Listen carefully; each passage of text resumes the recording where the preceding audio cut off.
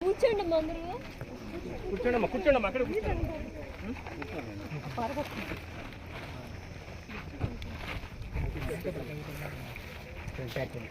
పెద్ద మంచి జరుగు మరి అదే కొబ్బరికాయ ఇచ్చి మేడం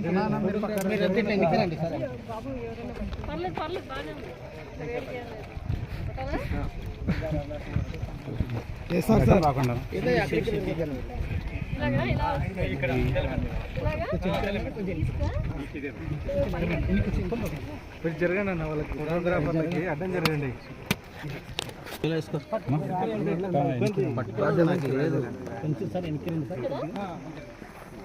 అంతే మనకి మేడం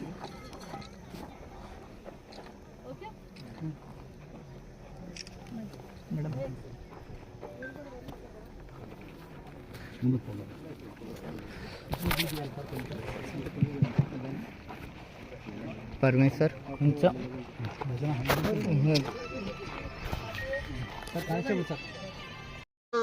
విస్తీర్ణంతో కంపేర్ చేసుకుంటే అలాంటిది మనం 33% ఉండాలి మొక్కలు, మనకు 6% మాత్రమే ఉన్నాయి. ఈ సంవత్సరం PDDRDA గారికి చెప్తున్నాను, ఇప్పుడు డోమా కూడా చెప్తున్నాము, ఒక్కొక్క మొక్క ఇస్తాము, జాగ్రత్తగా దయచేసి మీ ఇంటి దగ్గర పెంచుకోండి. మీ ఇంటి దగ్గర, మీ కళ్ళంలోనో, మీ పొలంలోనో, ఎక్కడో దగ్గర మొక్క పెంచితే చాలా చాలా మంచిది. రేపు పొద్దున ఫ్యూచర్లో మన పిల్లలకి చాలా మంచిది. నీరు కలుషితం అవ్వకూడదు, అలాగే మట్టి కలుషితం, మొక్కలు కూడా చాలా చాలా ఇంపార్టెంట్, కలుషితాన్ని తగ్గిస్తాయి.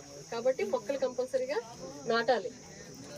అలాగే మీ టాయిలెట్లు, అందరికి టాయిలెట్లు ఉన్నాయి ఇక్కడ?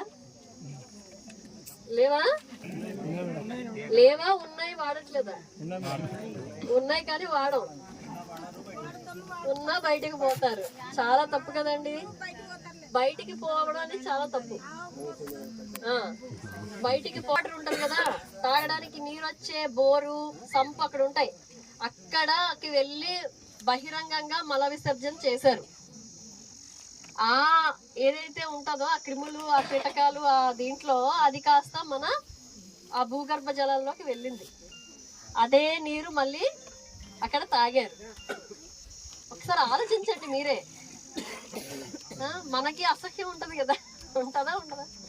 బయట వెళ్ళకూడదు, బయట వెళ్తే మట్టిలోకి వెళ్తుంది, మట్టిలోకి వెళ్తే మళ్ళీ మనం అక్కడ పంటలు పండిస్తాం పక్కనే, లేదా నీరు తాగడానికి తీసుకుంటాం పైప్ లైన్ ద్వారా. ఎంత దారుణం అండి అది. ఇక్కడ గుంటూరులో అయితే ఒక దగ్గర తురకపాలెం అనే ఒక విలేజ్ లో 19 మంది చనిపోయారు. అది వేరే కారణం అవ్వచ్చు, ఈ డ్రింకింగ్ వాటర్ కంటామినేషన్ ఏదో కారణం వల్ల. అలాగా మనం ఏంటంటే చాలా జాగ్రత్తగా ఉండాలి, బహిరంగంగా మల విసర్జన చేయకూడదు. మనం ఎట్టి పరిస్థితుల్లో మన టాయిలెట్లు ఉన్నాయి, టాయిలెట్ ని నీట్ గా ఉంచుకోవాలి, టాయిలెట్లని వాడాలి, అంతే కదా. నీట్ గా ఉంటే వాడాలనే మనసు వస్తుంది, లేకపోతే ఎందుకు వస్తుంది, అటు వెళ్ళలేము. కాబట్టి నీట్ గా ఉంచుకోవాలి, ముఖ్యంగా ఆడవాళ్ళు. ఎందుకంటే మీరు ఇటు పక్కకు వచ్చి ఈ ఏమంటారు కూలి పని చేసి డబ్బులు సంపాదించడమే కాకుండా మీ ఇంట్లో మీరు వండుతారు కదా, పిల్లలకి మీరే చూసుకుంటారు కదా,